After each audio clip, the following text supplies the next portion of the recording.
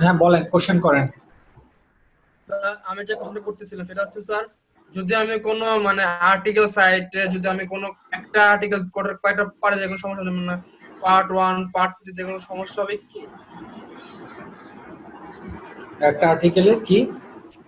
কয়েকটা পার্টে দিব, যেমন পার্ট 1 পার্ট 2 পার্ট 3। কোথায় দিবেন? আর্টিকেল কথা আপলোড করলাম আর কি, যেমন আর্টিকেল লিখলাম আর সাইডে আপলোড করব বা সাবমিট করব, তো আমি একটা আর্টিকেলে তিনটা বা চার মানে কয়েকটা পার্টে আমি দিতে পারবো কিনা, না আমাকে কোনো আর্টিকেল মানে একটা পার্টি সাবমিট করতে হবে, কোনো ইয়ে আছে কিনা? দিতে পারবেন, কোনো সমস্যা নেই। বা সেক্ষেত্রে আপনার যে আর্টিকেল সাইটে পাবলিশ করবেন ওদের টার্মস কন্ডিশনস গুলো দেখে নেবেন আগে, যে তাদের আর্টিকেল সাবমিট করার তো একটা নিয়ম আছে, নিয়মটা মেনটেন করেই তো করতে হবে, নাহলে তো আপনার আর্টিকেল সাবমিট করছেন কিন্তু সেটা তো পাবলিশ করবে না। আচ্ছা, জি স্যার।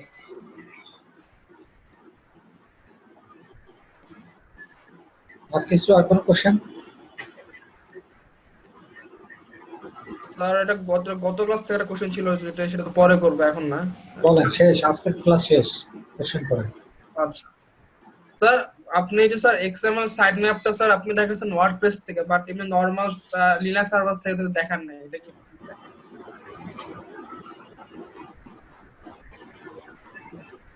লিনাক্সটা দেখাই নাই সেটা? লিনাক্স বা উইন্ডোতে দেখেন না? হ্যাঁ, আপনি তো ওয়ার্ডপ্রেসে দেখাইছেন স্যার, ওই যে ইওস এসইও বা এসইও 101 তে যে দেখাইছেন তো বুঝতে পারছি, কিন্তু স্যার আমার যে এই সার্ভার যেমন নরমাল সার্ভার ওগুলো দিয়ে কিভাবে করবো লিনাক্স বা উইন্ডোজ সেটা? সেটার জন্য যেটা করবেন, লিনাক্স সার্ভার হলে একটা ওয়েবসাইট আছে দেখেন, xml-sitemap.com, এটাতে কপি করবেন। এটাকে কপি করে এটা আমি আপনাকে দিয়ে দিলাম আপনাদের।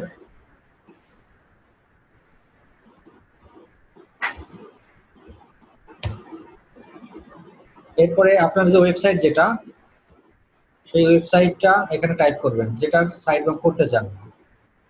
যদি HTML PHP হয় সেই ওয়েবসাইট টাইপ করবেন, স্টার্ট বাটনে ক্লিক করবেন।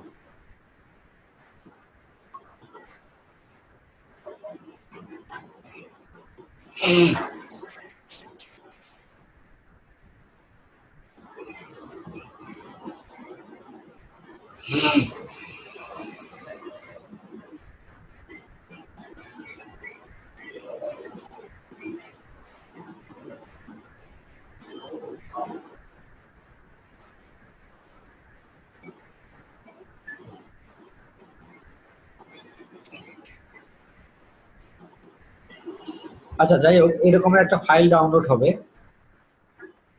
এটা শেষ হয়ে গেলে আপনাদের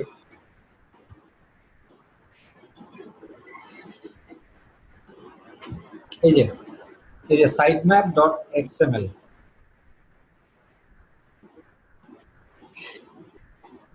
এই যে এটা sitemap.xml নামে এরকম একটা ফাইল তৈরি হবে। এখন এই যে এখানে হচ্ছে, যে হয়ে গেছে দেখেন, এই যে ভিউ সাইটম্যাপ ডিটেলস, এই যে এখানে ডাউনলোড ইউর এক্সএমএল সাইটম্যাপ, এটা এখন আমি ডাউনলোড দিলে ডাউনলোড হয়ে যাবে। ডাউনলোড হয়ে মূলত ফাইলটা এইভাবে, এই ফাইলটাই ডাউনলোড হবে আর কি। এখন এই ফাইলটাই আপনাকে এখন কন্ট্রোল প্যানেলে আপলোড করে দিতে হবে, আর কিচ্ছু না।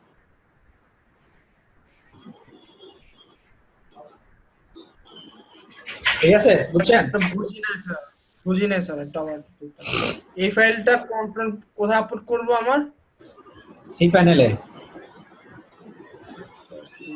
অথবা পিএলএক্স, এই তো? হ্যাঁ, প্লেস, ওখানে ফাইল ম্যানেজার আছে না, একটা অপশন ছিল না সি প্যানেলের, কন্ট্রোল জি প্যানেলে? স্যার, জি জি। ওই ফাইল ম্যানেজারের মধ্যে এই ওই ফাইলটা আপলোড করে দিলে হবে। কোন ফাইলটা? এই ফাইলটা আপলোড করে দিলেন, ওখানে কাজ শেষ। এরপরে বাকি অংশ ওয়ার্ডপ্রেস এর ক্ষেত্রে যেভাবে ওয়েবমাস্টার টুলসে গিয়ে করছিলেন সেম। জি।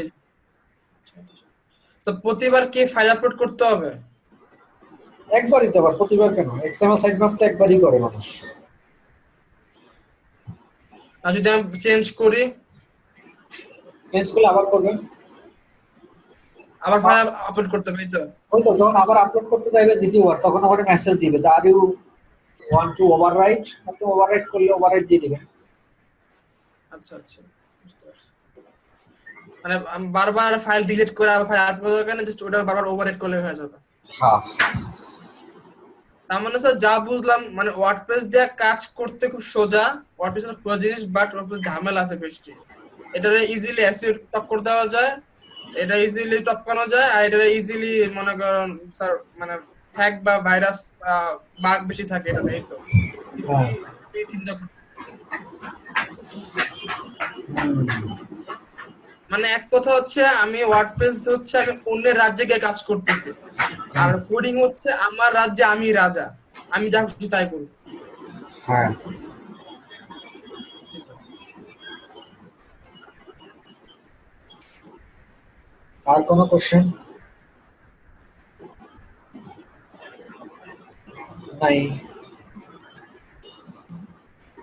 আল্লাহ হাফেজ। স্যার আরেকটা, স্যার একটা কোশ্চেন। স্যার আমাদের কি মানে সবগুলা ক্লাস থেকে লোকাল এসিটা দেখাবেন? লোকাল এসি দেখাইতে হবে এবার। তার কারণ আমাদের যারা আর্টিকেল, আমাদের বাংলায় যখন সাপোজ আমি বাংলাদেশে কোনো প্রোডাক্ট নিয়ে কাজ করতেছি, আমি তো বিদেশে ওয়েবসাইটে তো পাবলিশ করতে হবে না, তখন আমি কি করব, সেই ক্ষেত্রে কি করতে হবে? তারপরে তারপর সে কিওয়ার্ড গুলো কি হবে, যেমন বাংলায়, বাংলায় তো মনে করেন তো স্যার অনেকে বাংলা হয়তো সার্চ দেয় না, বেশি ইংরেজিতে সার্চ দেয়, কিন্তু বাংলা ওয়েবসাইটে আসে, সেটা কি হবে কি? এটা তো তো এই জিনিস, কারণ যেহেতু আমার ওয়েবসাইটের ভিতরে ইংলিশ কিছুই নাই, আমার সব বাংলা, তাহলে লোকাল ইংলিশ সার্চ এসি, দিলে লোকাল এসি কোনো এসিও নেই, লোকাল এসিও তো কোনো কাজই নেই, লোকাল এসি যে ফাঁকিবাজি করে, সিম্পল। আচ্ছা আলোচনা ওইটাই করবো না। দেখেন। ওকে জি স্যার। আল্লাহ হাফেজ, গুড নাইট। আল্লাহ হাফেজ স্যার। স্যার একটা কোশ্চেন আসছে, হ্যাঁ, ওয়েবসাইট ক্রিয়েট করা যায় কিভাবে?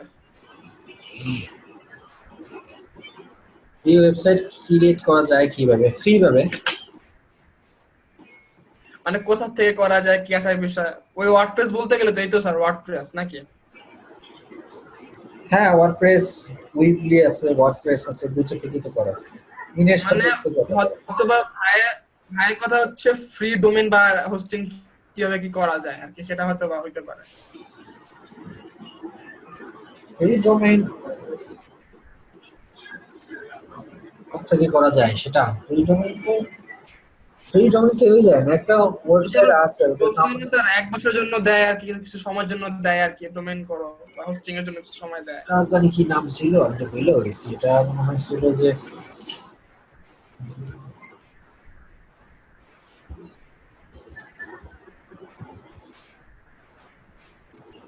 এই তো এটা, স্যার এটা এই এমন কিছু কোম্পানি।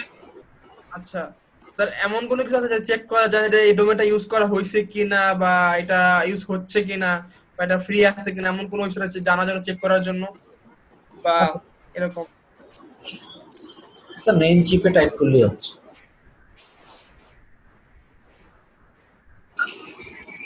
এই যে এখানে আপনার আর চিন্তা স্যার করতে হবে। ডোমেইনের প্রাইস নাকি স্যার ভ্যারি করে, মানে ডট নেট ডট ওআরজি এগুলো হিসেবে নাকি ডোমেইন প্রাইস ভ্যারি করে? হ্যাঁ, তো সেটাকে এখান থেকে জানা যাবে, না অন্য কোনো সাইট আছে আবার এটা এক এক জানা যাবে? কোম্পানির এক এক রেট। মানে যারা ডোমেইনটা মানে আহ, দেয় না কি, বুঝলাম না স্যার, ডোমেইনটা এক কোম্পানি দেন, যেটা হোস্টিং করে সেটা কোনটা স্যার? ডোমেইন ব্যবসা করে এক এক কোম্পানি এক একটা। যেমন এই নিম চিপ তারাও ব্যবসা করে। আমি যেমন তাদের ডিস্ট্রিবিউটর, নেম চিপের ডিস্ট্রিবিউটর আমি বাংলাদেশে। আমি ও আপনাদেরকে আচ্ছা। দিলে এখান থেকেই কিনে দেবো মেনলি। বাট আপনারা কিনলে টাকা বেশি লাগবে, আমার থেকে নিলে কম লাগবে, কেন বলেন তো? আপনি যদি বিকজ সরাসরি, আপনার আপনি সরাসরি নেম চিপ থেকে কিনলে মিনিমাম আমার থেকে 1,500 টাকা বেশি দিতে হবে। ওকে। মানে আমার থেকে যেমন নিলে তো স্যার নেম চিপ থেকেই দিচ্ছি আমি আপনাকে, বিকজ অফ নেম চিপের সাথে আমার কন্ডিশন আছে, আমি ডিলার, আমার ডিলার প্রাইস আমি পাই। স্যার যেমন গোলাডি এই ডট যে কম দেখেন সেম আপনি জিনিস? যেটা কোশ্চেন করছিলেন, এই যে শিখববই.com টেকেন দেখছেন, হুম হুম। এটা আমার ডোমেইন, এটা কেনা আচ্ছা আছে। ওকে। বাট ও কিছু সাজেশন দেখাচ্ছে। ও কিছু সাজেশন দেখাচ্ছে আরো, এই যে এগুলো আপনি নিতে পারেন check।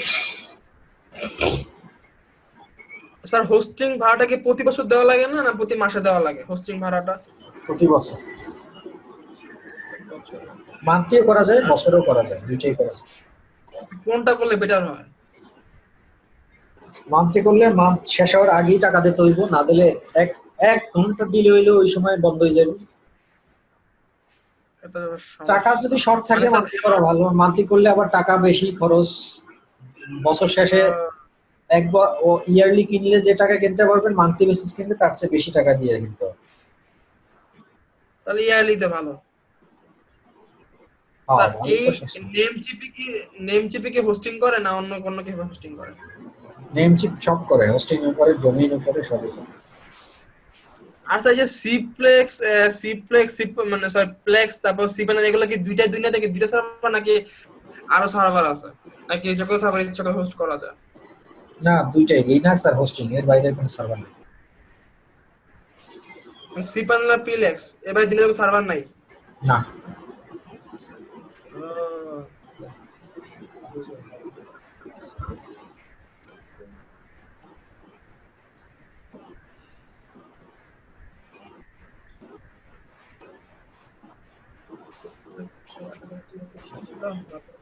এই তো দিলাম তো, এটা থেকে করেন। এই যে www.tk। Find a new free domain, মানে ট্রায়াল ফ্রি ডোমেন কিনা আবার কাজ কাজ করতে হবে। স্যার আপনি যদি এই যদি ইসে ভালো হইতো, ওর পিছনে যদি সেখান থেকে ভালো হইতো। কি? আপনি যদি ওয়েব ডিজাইনের ক্লাস নিতেন খুব ভালো হতো স্যার, আপনি ভালো বুঝাইতে পারেন তো, এই জন্য আপনাকে বললাম। ওয়েব ডিজাইন আপনি শিখতেছেন? না না, যদি আপনি শিখাইতেন তাহলে ভালো হতো, আপনার থেকে শিখতাম আর কি। ও ওয়েব ডিজাইন মানে এক আপনার মহিলা পড়ায়, এক ম্যাডাম, ওরও বাড়ি চিটাগং, আমি চিনি, ও অনেক জুনিয়র, বয়সে আমি অনেক ছোট। স্যার আমি বলছিলাম কিন্তু এখন জানুয়ারি থেকে আবার শুরু হবে, জন্য এখন আপাতত স্টপ আছে, না পাশাপাশি এটা করতাম আর কি, পসিবল হইতো।